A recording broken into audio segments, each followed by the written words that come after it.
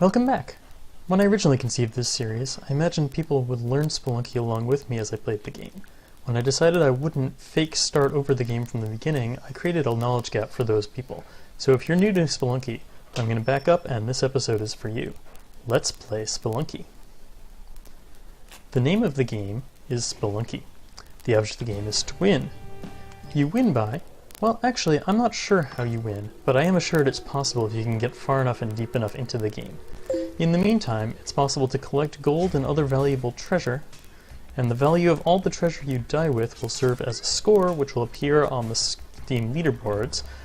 You can compare with your friends or with everyone in the world. And yeah, so this is my best score. Not really all that good, but what can you do?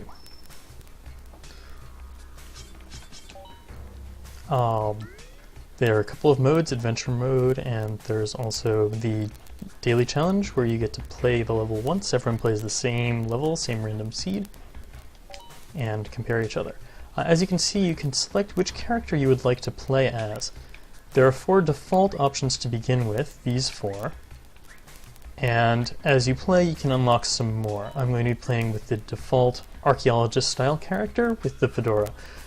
This choice is purely cosmetic. It doesn't affect how the game plays at all, but does allow you to customize your game a little bit. Spelunky is a platformer, and it's often referred to as a roguelike game. This is a description I have some objections to, but the game is definitely inspired by the roguelikes. Over the course of my series, I'll get into some more detail about how I feel about that. You have a journal, which records the places, monsters, items, and traps that you've seen. As you see something new, it will be automatically added to your journal. You begin the game in the mines, and after you run, jump, and dig your way downward for 4 levels, you will reach the jungle. Then similarly, after you pass 4 levels of the jungle, you will reach the ice caves and then the temple, and I don't even know what happens beyond that. There may be more. Hopefully we'll find out eventually. Over here on the left, there's this guy here called Tunnel Man. He likes digging shortcuts. Once you have shortcuts, they'll appear in this area. You can see this is a shortcut to the jungle and a shortcut to the ice caves. When you reach the end of an area for the first time, or any other number of times until the shortcut to the next area has been completed, Tunnel Man will ask you for something. For instance, there's a big rock in my way, please give me a bomb. These goals get progressively more difficult. Once you have achieved some set number of those goals, Tunnel Man will succeed in completing his tunnel, and the shortcut will become available to you here, and he'll start working on the next one. If you come over here and talk to him, he will tell you that while these shortcuts are very helpful, if you're at the stage of the game where you can win fairly consistently and you're competing for fastest time on your wins, using the shortcut would be cheating for that, so you don't get to have a ranked time. That said, we're nowhere near that yet. I'm now going to go ahead and jump into the game and start playing so that I can give you something a little bit more interesting to watch as I talk some more about the game mechanics. The game is played with procedurally generated levels. That means every time you play through a level, it has a different map. That's why we had that the walls are shifting. And if you die and come back to level 1-1, it will not be the same as it is now. So basic movement. I can walk to the side, I can jump, I can use my whip, because everyone needs a whip going into caves to do archaeology. So I can walk. If I hold the left shoulder button, I can run. Running is very recommended for reasons that we will see soon. I can jump. I jump up 1 block, and I can also grab onto a ledge and then jump up from there, so that I have an effective upward movement of 2 blocks. I can also climb up and down ladders. You have to jump to get off of them, which is kind of a pain. If you look in the upper left corner, you can see some stats. I have a health, that's the number in the heart, of 3 currently. I have 4 bombs, basic equipment, and I now have 7 because I picked them up, ropes with grappling hooks. Bombs are useful because they allow you to actually blow up part of the map in order to get to new areas, such as this. They will also do damage to you and possibly to other living things on the map. Ropes are basically, well, it's like a portable ladder. You can throw it upward a certain distance, like this. If you happen to hit a monster, you might do damage to it, and then the grappling hook sets, and you can climb up and down it. The grappling hook will set on the wall in the third dimension, so you don't have to have a ceiling to hit. It will be stopped by a ceiling, or it will go up to a certain limit. X whips. You can also pick up equipment. You might have seen me pick up a rock earlier by using down and X. And you can pick up this lost puppy. There will be one lost puppy on every level. If you bring the lost puppy to the exit successfully, he will reward you with a loving lick, and the heart from that love will give you +1 heart worth of health back. When you get to the exit, he runs in like that, as you can see, and then if you don't die and actually complete the level, then on the interlevel screen you will recover your health. So yeah, you can pick things up and carry them around, and then you can use the X button generally to throw the things, or for some things they have some other use. If, say, you have a shotgun, for instance, then you would shoot it. You can also see if you hold down or up, when you're not on a ladder, you can look down or up. This can be useful, particularly looking down to see what's going to be there before you jump. There is a limit to how far you can drop before you take damage, like that. I'm not sure if fall damage is always 1 or if it gets greater as you fall farther. I'm sure we will figure that out eventually. Yes, below the hearts, bombs, and ropes in the upper left corner, there's a small area where power-ups will appear once you get them. These are things such as a compass that lets you know where the exit is, shoes that help with your movement, and things like that. Below that, you can see a $sign and the amount of money I currently have.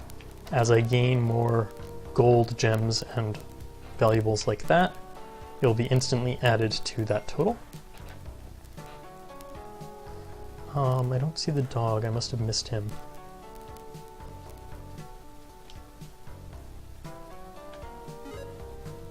So I will go ahead to the next level and see if I can pick him up there.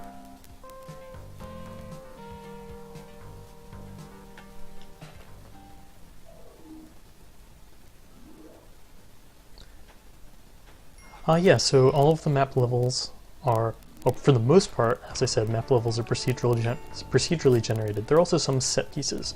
For instance, there are often shops like this where you can trade your money to get useful items.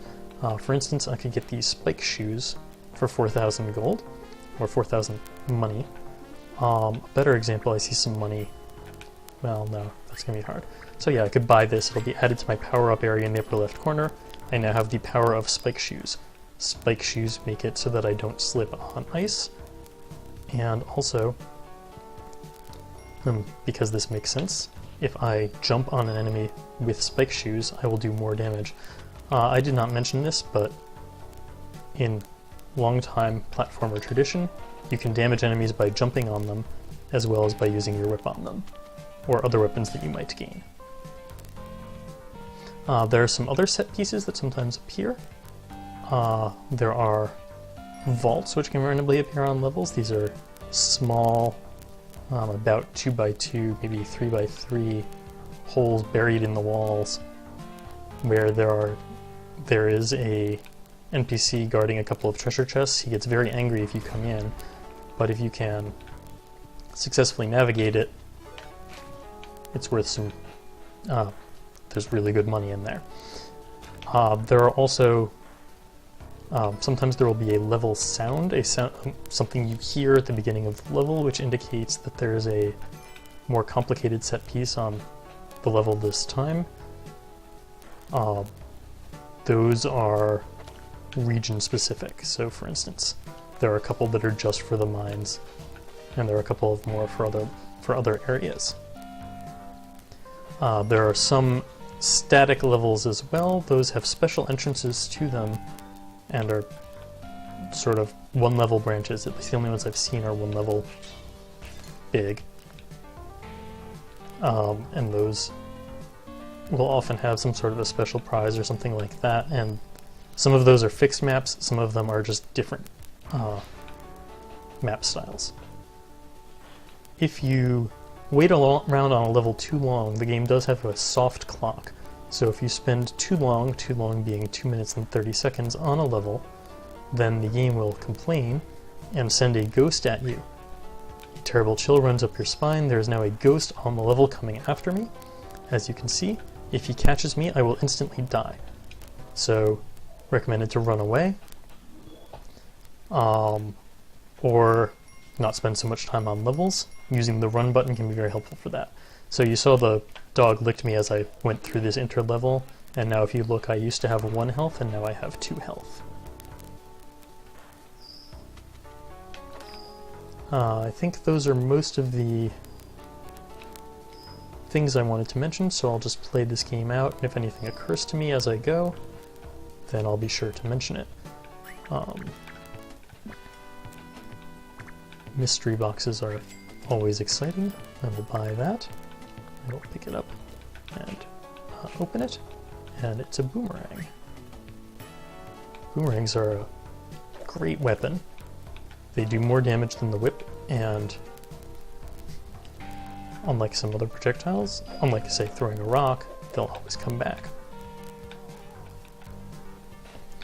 Sometimes in the mines you'll see a treasure chest like that. If you can find the key to unlock it, it contains something called the Ujat Eye, which is extremely helpful. It lets you see where there are gems buried in the walls.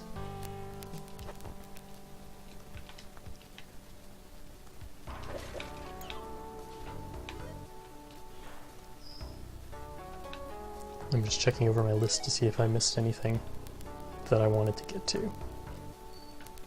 You can drop an item, again, by pressing down and X, say if you want to get rid of the boomerang, so that you can pick up the dog.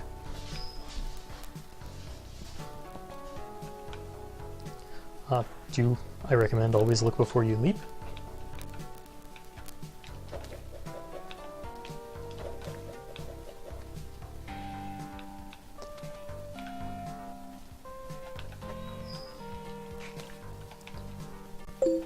Yeah, when you're hanging onto an edge, you cannot jump on an enemy.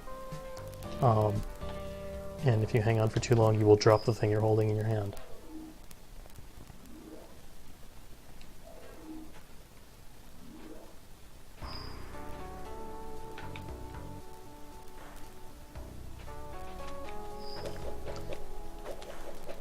I'm going to go ahead and stop here and call this an episode, or else it's going to start looking potentially really out of sync with the skill level of the episodes that are coming up right after it.